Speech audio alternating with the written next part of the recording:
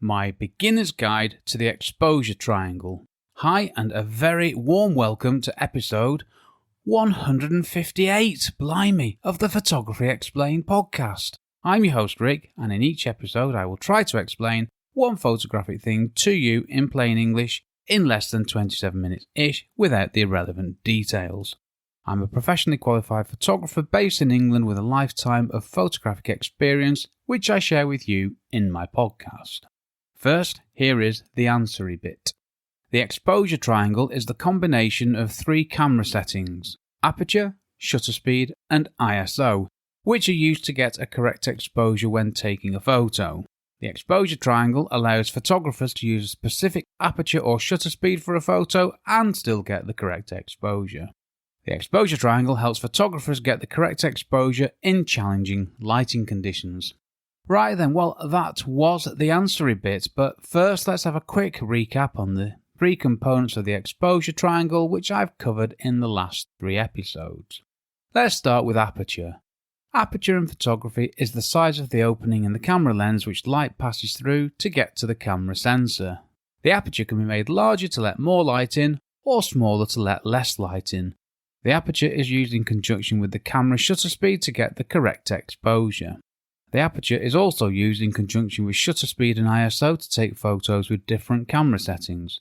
The aperture used also determines the depth of field in an image, which is the amount that is sharp from front to back. That was the answer bit from episode 155, What is Aperture in Photography? Check out the episode if you missed it and you want to know more about the aperture. Moving on, shutter speed. Shutter speed is the amount of time that the camera sensor is exposed to light. The shutter speed can be changed to allow more or less light to reach the sensor, getting a correct exposure in combination with the aperture and the ISO. Fast shutter speeds freeze the action and capture fast-moving things, and are also used in bright lighting conditions. Slow shutter speeds can create movement and blur in photos, and are also used in low light conditions. When taking photos handheld, the shutter speed needs to be fast enough to prevent camera shake and ensure that you get a sharp image every time. And that was the answery bit from episode 156, What are shutter and shutter speed in photography? And again, check out this episode if you missed it and you want to know lots more about shutter and shutter speed. And finally, ISO. ISO in photography refers to the sensitivity of the camera sensor to light. ISO is a camera setting that allows you to make a picture brighter or darker. The ISO setting helps you to use different apertures and shutter speed combinations to get the correct exposure in varying lighting conditions. The ISO setting enables you to use faster shutter speeds in low light conditions. ISO is one of the 3 elements of the exposure triangle, the others being aperture and shutter speed. The aperture and shutter speed controls the amount of light that reaches the camera sensor. ISO changes how the sensor processes the light, making an image brighter or darker. Lower ISO settings give higher quality images than higher ISO settings. Higher ISO settings can introduce digital noise into photos. Finally, changing the ISO does not change the sensitivity of the sensor. And that was the answery bit from episode 157, which was all about ISO. Oh, okay, the full title was, What is ISO in Photography? All you need to know. Right then, so those are the 3 fundamental components of the exposure triangle, and I didn't see the point in rewriting these things because I'd done such a splendid job in the previous 3 episodes, hadn't I? And I wanted to repeat those. So if you've already listened to those episodes, apologies for the repetition, but I wanted this episode to be a standalone one so somebody can listen to this and understand the exposure triangle. That's why I put the explanation in there. Okay, a fundamental point, one well worth coming back to. I mentioned it in one of the answers. The aperture and the shutter speed control the amount of light that reaches the camera's sensor. But ISO, it changes how the sensor processes the light, and that's the bit that can make an image brighter or darker. I don't want to go over the ISO thing and what it actually does. Check out the last episode for the full explanation on that. But what does this all mean? Well, what indeed? I mean, this is important. This is very important as the exposure, if we think about this, the exposure is the amount of light that reaches the camera sensor when you take a photo. Now, get the exposure wrong and you got problems. You haven't got a correct photo. You've probably got a rubbish photo. And, as I like to say, Photography, it's drawing with light, isn't it? Let's not forget that. Photography is drawing with light. Okay, how do I get the correct exposure? Well, if you're using an automatic mode, and no, I didn't write well at the beginning of that sentence, it just came out naturally. Keep on going, Rick. If you're using an automatic mode on your camera, the camera does this for you. And there are subject-specific modes such as landscape, portrait, etc., which will bias the settings towards, a smaller aperture giving more depth of field for a landscape, a larger aperture giving less depth of field for a portrait, that kind of thing. But they sort out the exposure for you, and a lot of the time this works just fine. You can get great results using these automatic modes, which does beg the question, doesn't it? Why should I care about the exposure triangle? Why, Rick, why? Why should I? My camera's got this covered, hasn't it? Well, if you don't want to understand the exposure triangle and you're happy letting the camera do all the work for you, that's absolutely fine. That's up to you, isn't it? You'll still get lots of great photos. But there will be times when your camera will not give you the correct exposure, so what do you do then? There will also be times when you just want to use a specific aperture or shutter speed and match everything else to give you a correct exposure. And you might just want to fully understand what your camera's doing and how. There are people who need to understand this stuff, and I'm one of them. And finally, you might just want to have control of everything yourself. You don't want your camera telling you what to do. You want to decide for yourself, make all those decisions, and why not? These are the reasons why you, and indeed we need to understand the exposure triangle. Don't forget, there are times when your camera will do just fine, but there are times when you will need to do the work yourself, either because you want to, or because a camera can't cope with the lighting conditions. Talking of camera modes, let's just have a quick reminder on these. I covered these in a previous episode, but this is the bit you need to know for here. You've got automatic modes, and in automatic modes, the camera selects the aperture, the shutter speed, and the ISO, and lots of other stuff as well. Now, these are called basic zone modes on my Canon 6D. Sorry, everything's referenced back to the camera that I use, the Canon 6D. Then you got the semi-automatic modes, where you select the aperture or the shutter speed, and the camera does the rest. And these are called creative zone modes on my Canon 6D again. And then you got manual mode, where basically you set everything. All the camera meter is telling you is what the exposure will be for those settings that you've chosen. That'll be it. So when I'm talking about exposure triangle, this is using the creative zone modes, which on my Canon 6D are bulb mode, manual mode, AV, aperture value or aperture priority mode, TV, time value or shutter priority mode, and P for program. No, that's not P for professional. See, in the basic zone modes on my Canon 6D, you cannot change the exposure settings. Now for your camera, well, you've read the manual, haven't you? So you'll know exactly which modes you can change these settings on. So just have a look and refresh them, because you've read your manual, haven't you? Yes, I have, Rick. So why might the camera not always get things right? Why not? Thinking about this, I'm going to cover this in the next episode, and the main reasons why the camera might not get the exposure correct are these. Well, firstly, the camera meter is assessing the light coming through to the camera sensor, and it's assuming that the world is grey. It's pretty much averaging out all the light that hits a digital sensor to give what is 18% grey, which is also known as mid-grey or average middle grey, which I'd never heard of before. Examples? Well, I'll give you the ridiculous extremes. Photograph a white cat in a snowstorm, the camera... I'm not sure why I said cat, it could have been any animal. How about a dog? Photograph a white dog in a snowstorm, why not? The camera thinks it's photographing a grey scene, not a white one. So what happens is it underexposes the snow and it makes it all grey and horrible. Go to the other end, photograph a bat in a coal bunker. Bat in a coal bunker, why would you be photographing it? And how would you focus on it? Oh dear. Photograph a bat in a coal bunker. That's what came to my head, which is obviously a great concern, isn't it? Anyway, guess what? The meter is fooled again, and it'll overexpose the image, and it'll turn all that black stuff grey. So not good, and there are limitations to cameras, so that's how and why they don't always get things right. I have to say, the good news is that the camera gets it bang on a lot of the time. We just need to prepare for when it struggles and do a bit of the the heavy work ourselves. Another example is, if you got the sun in a photo, the light meter is going to struggle to balance the extreme range of light. And if you take a photo with the sun in it, the rest of the photo will probably be underexposed or too dark. The obvious solution there is to not have the sun in the photo, but sometimes you want to do that. But that's a specific lighting situation. So like I say, I'm going to talk about metering in the next episode because I want to talk about the camera meter and the challenges of getting the exposure right. So I've got some work to do on a title for that makes sense and sounds interesting.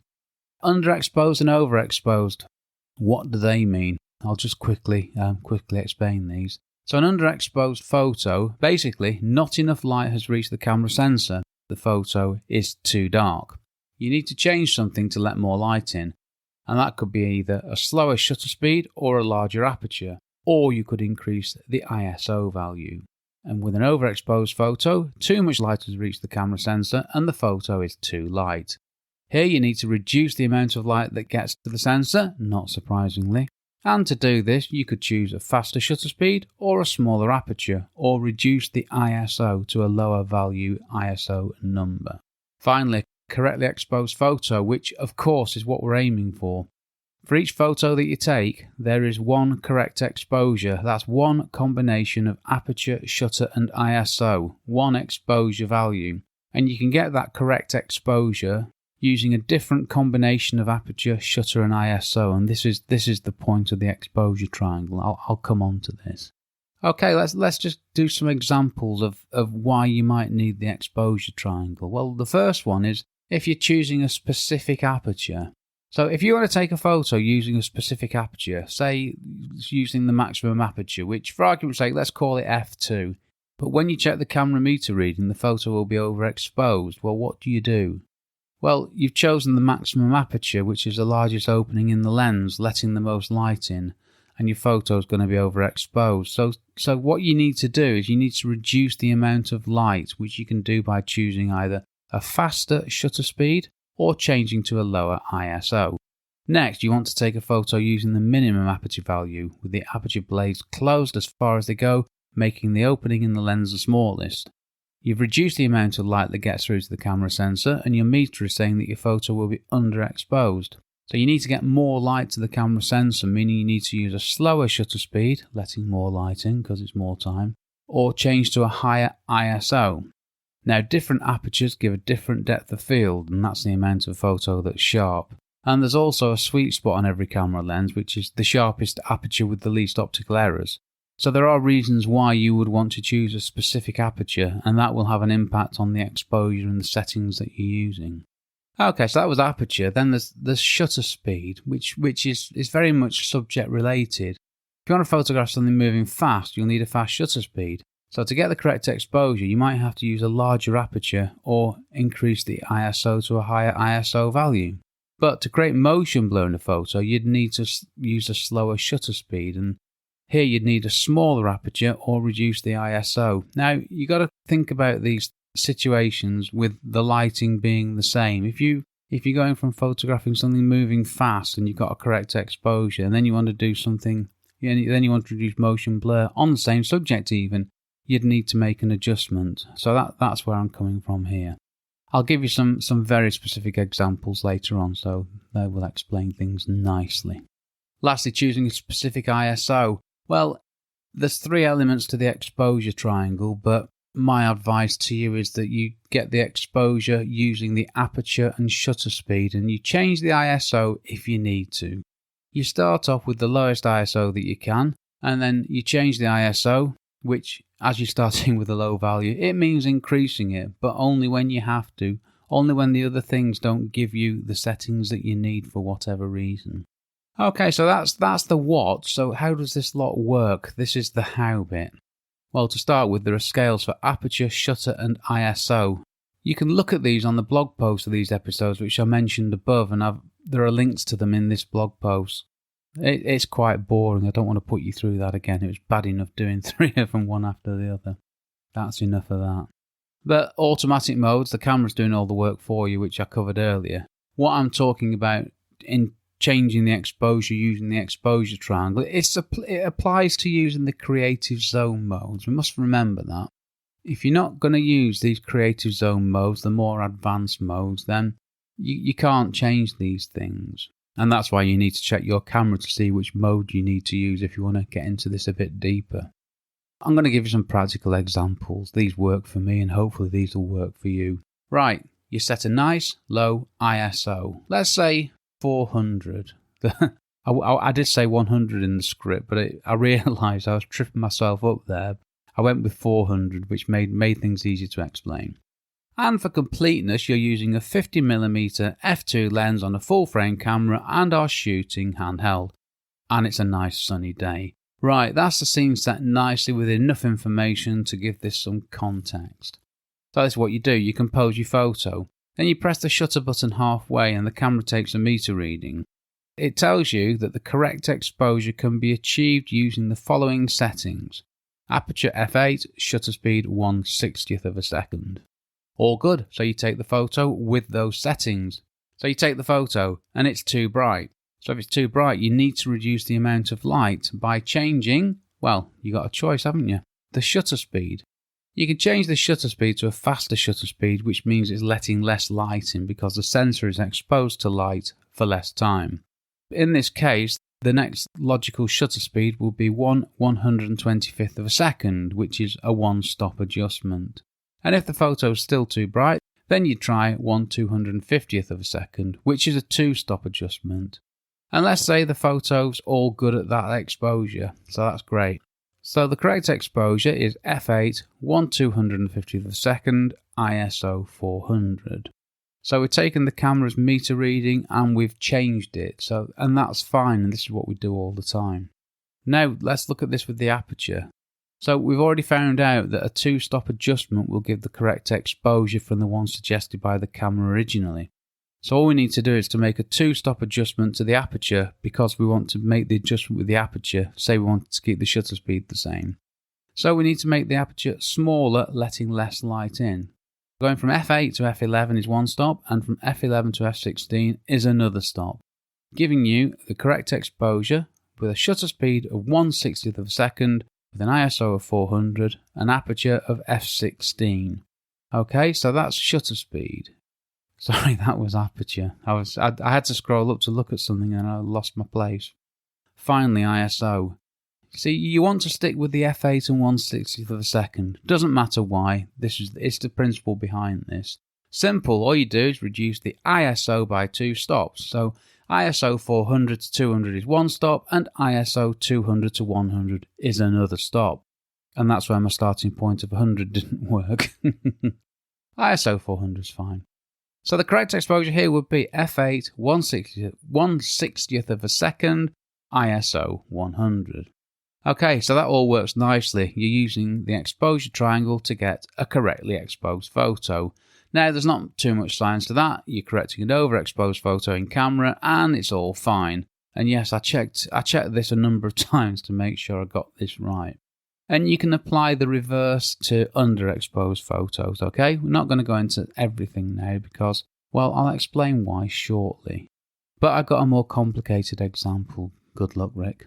As my script says, right, let's take this to the next level. Yes, let's do that. So, going back to the original settings, we're using f8, 1/60th of a second, ISO 400. So you take the photo, it's too dark. So you need to change a camera setting to let more light get through to the camera sensor. So what you're going to do, you're going to change to a slower shutter speed. So if we're starting at 1/60th, the next full stop adjustment will be down to 1/30th of a second. And let's say the photo's still too dark, so you try 1/15th of a second. And now the photo's okay. The exposure is correct. So you've got 1/60th to 1/30th of a second is one stop, 1/30th to 1/15th of a second is one stop. So you've got a two-stop adjustment, and the correct exposure is 1/15th of a second at f8 using ISO 100. Now I need to say here, these numbers aren't easy to follow, so just go over to the Photography Explained podcast website. You find the blog post, it's all written out quite neatly actually for me, and nice and clearly. Sorry, just thought I'd say that. So we've got a correct exposure of 1/15th of a second at f8 using ISO 100. Oh, I found an error there. It's 400, isn't it? I'll just update that everywhere. See, I started with 100 and it didn't work. Right, I'll move on. I'll stop apologising. But we have a problem here. The shutter speed is so slow, because we're shooting handheld, remember? So the shutter speed is so slow, you're getting blurry photos. 1/15th of a second handheld, not going to work. So you need to take the photo using a shutter speed of 1/60th of a second to get a nice sharp photo. Yes, you could put the camera on a tripod, but that doesn't help me explain the exposure triangle, does it? But that's what I do. So what do? Well, you need to make a 2-stop adjustment to the aperture, and that means that you go from f8 to f5.6, 1 stop, and f5.6 to f4, 2 stops. So that's your 2-stop adjustment. This means the correct exposure will be 1/60th of a second at f4, which is the same exposure as 1/15th of a second at f8. And if you didn't want to change the aperture, your only other option is to change the ISO by 2 stops. So you'd go from ISO 1400 to ISO, it says 1600 here. Yeah, that's right, it's underexposed, isn't it? Oh, it did, it would have worked with 400, I got it wrong. So the correct exposure here would be f8, 1/60th of a second, ISO 1600. And this is how the exposure triangle works. You use the exposure triangle to get the correct exposure and also to get the correct exposure using the aperture or shutter speed that you want to use. And you use the exposure triangle to correct when the camera meter gets it wrong. And yeah, I'm going to stop there before I come up with a load more examples, because those examples I've given you, they should be enough. If they're not, just let me know and I can do some more. But what happens is I get a bit muddled somewhere. See, that ISO 1600 threw me, and I wrote the script this morning, so I forgot on that. But I spent some time making sure these are correct, so I'll check it again. There might be an apology and a correction in the next episode. I'm going to double check. Okay, a few more points here. There are many reasons why you would need to use the exposure triangle: to get a shallow depth of field by using a large aperture, to get a greater depth of field by using a smaller aperture, creating motion blur by using a slow shutter speed, or freezing action using a fast shutter speed. Changing one camera setting needs a change in one or two of the other elements of the exposure triangle to still get the correct exposure. Right, talky bit over. What if I use a phone and not a camera? Well, you can just ignore all this if you want to. I mean, I don't bother with the exposure triangle when I'm taking photos with my phone unless there's something seriously wrong with a photo. And then I just use the slidey up and slidey down brightness thing on the screen to make things better. Now, there are various apps which go into a lot more detail where you can change all these things, but I don't do that because that's what I've got a camera for. Possibly one for another episode on mobile phone photography and exposure, but I'll add it to my list, but that's not going to be for a while yet because I've got loads on my list. And I'm going to I'll cover it briefly in the next episode when I talk about camera metering in this section. What if I use a film camera? You've got to get the proper exposure every time as you're using film. Every incorrect exposure will cost you money. And you won't know if you've got the exposure right or not until you've got your photos back from processing. Oh, that seems a long time ago now. But get to know your camera and you'll get a feel for when you need to make adjustments. I mean, that's what we did before digital cameras appeared on the scene. And this is also why practice is so important and why I mentioned it in another episode.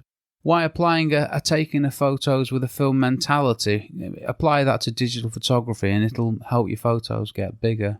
It'll help your photos get better, not bigger. Okay, what do? Well, I use AV mode on my Canon 6D. I use ISO 100. I select f8 and the camera selects the shutter speed. And my camera's on a tripod. And I use auto exposure bracketing. Well, not touched that one in this episode ever. So what is this?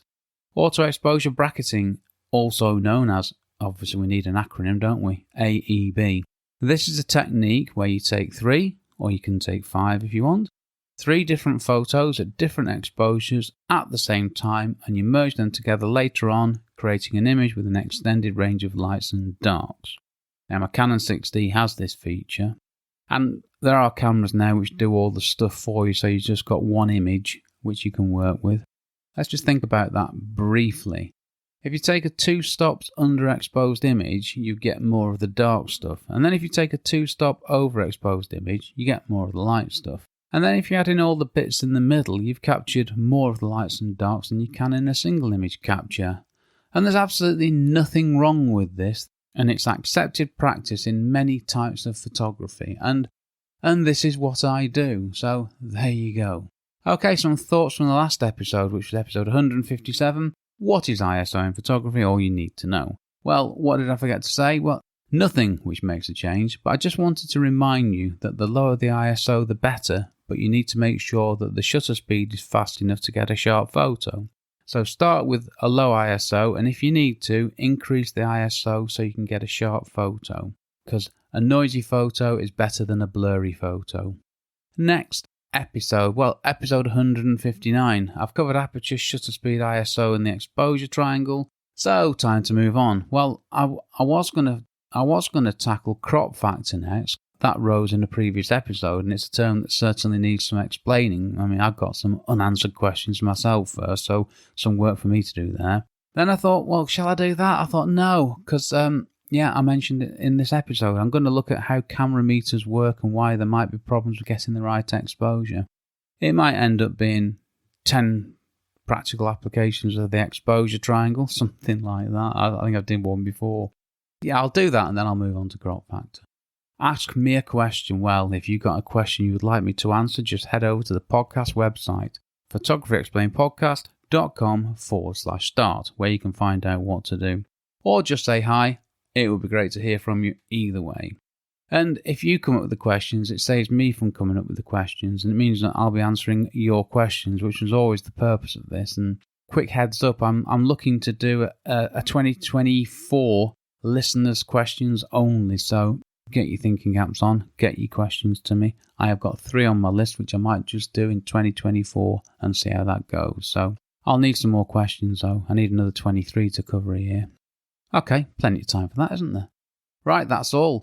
This episode was brought to you by, well, for a change, a cheese and pickle sandwich. Still no crisps, still being good. But it was all washed down with a nice Diet Cold Pepsi before I settled down in my homemade, acoustically cushioned, technologically sound recording emporium. Today's acoustic treatment is 2 pillows and 1 fleece. The script says 2 hoodies. I went minimal. Okay, I'm done. I've been Rick McAvoy. Thanks again very much for listening to my small but perfectly formed podcast, it says here. And also for giving me 27-ish minutes of your valuable time. Now, I'm pretty sure this episode will be 27 minutes long after I've edited out the mistakes and all the other bad stuff. Take care, stay safe. Cheers from me, Rick.